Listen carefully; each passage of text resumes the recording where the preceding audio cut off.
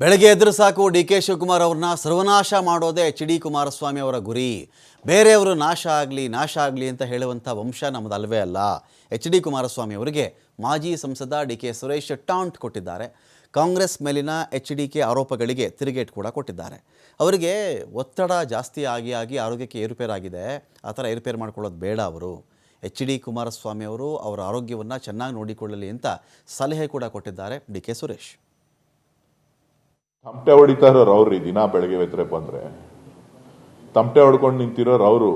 ಆರೋಪಗಳನ್ನ ಮಾಡ್ತಾ ಒತ್ತಡದಿಂದ ಪಾಪ ಆರೋಗ್ಯ ಸರಿಯಾಗಿ ನೋಡ್ಕೊಳ್ಳಿ.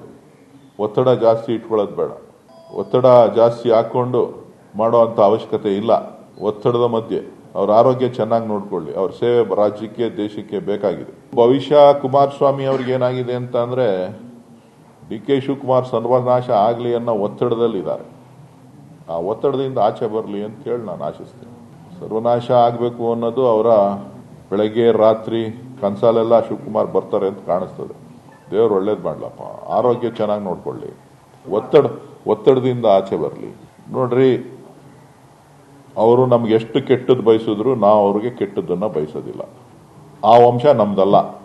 ನಾವು ಯಾರಿಗೂ ಕೆಟ್ಟದ್ದನ್ನ ಬಯಸುವಂತ ವಂಶ ನಮ್ದಲ್ಲ. ಯಾರಿಗೂ ಕೆಟ್ಟದ್ದನ್ನ ಮಾಡಿಲ್ಲ, ಮಾಡೋದು ಇಲ್ಲ. ಕಳೆದ 10 ವರ್ಷಗಳಿಂದ ಇವ್ರ ಸರ್ಕಾರ ಬಂದ ಮೇಲೆ ಯಾವ ಪ್ರೋತ್ಸಾಹದಾಯಕವಾದಂತ ಯೋಜನೆಗಳನ್ನ ಬೆಂಗಳೂರಿಗೆ, ಕರ್ನಾಟಕಕ್ಕೆ, ದಕ್ಷಿಣ ಭಾರತಕ್ಕೆ ಕೊಟ್ಟಿದ್ದಾರೆ ಅನ್ನೋದನ್ನ ಸ್ಪಷ್ಟಪಡಿಸಬೇಕು. ಅದನ್ನ ಬಿಟ್ಟು ಕೇವಲ ರಾಜಕಾರಣಕ್ಕೋಸ್ಕರ ಕರ್ನಾಟಕಕ್ಕಾಗಿರೋ ಅನ್ಯಾಯನ ಸರಿಪಡಿಸೋದನ್ನ ಬಿಟ್ಟು ಕರ್ನಾಟಕವನ್ನ ಪ್ರತಿನಿಧಿಸ್ತಾ ಇರ್ತಕ್ಕಂಥವ್ರು ಇವತ್ತು ಬಂದು ಕಾಂಗ್ರೆಸ್ ಸರ್ಕಾರವನ್ನ ಆರೋಪ